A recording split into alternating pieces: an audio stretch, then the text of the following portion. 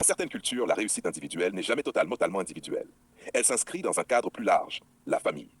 En Afrique, comme dans d'autres régions du monde, il existe une réalité simple. Les liens familiaux impliquent des responsabilités concrètes. Aider ses parents, soutenir ses proches, contribuer au bien-être du foyer, ce n'est pas seulement moral, c'est souvent structurel. Mais une question essentielle se pose. Est-ce que ces responsabilités freinent ou est-ce qu'elles peuvent devenir un moteur d'ambition? La réponse dépend moins du contexte que de la manière dont on l'organise. Une réalité sociale ancrée. Dans de nombreux foyers, les rôles ne s'arrêtent pas à l'individu. Un enfant qui grandit peut participer aux charges. Un adulte en couple peut étendre son soutien à la famille élargie. Un mari peut, dans certains cas, être impliqué dans l'équilibre global entre son foyer et les siens. Ce fonctionnement repose sur une logique. La réussite d'un individu profite au collectif. Mais cette logique implique aussi une pression implicite. Être capable de contribuer, être en position d'aider, ne pas dépendre durablement des autres. Le risque, subir au lieu de choisir. Sans cadre clair, cette réalité peut devenir lourde. Quand les aides ne sont pas anticipées, les dépenses augmentent, les projets personnels ralentissent, l'épargne devient difficile, la vision long terme s'efface.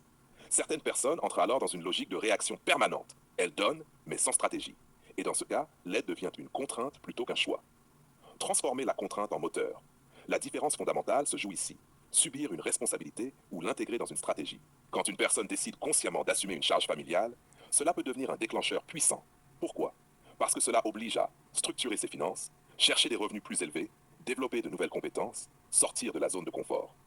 La responsabilité devient alors un objectif, pas un obstacle. L'effet sur la mentalité. Lorsqu'un individu comprend qu'il n'est pas seulement responsable de lui-même, son rapport au travail change.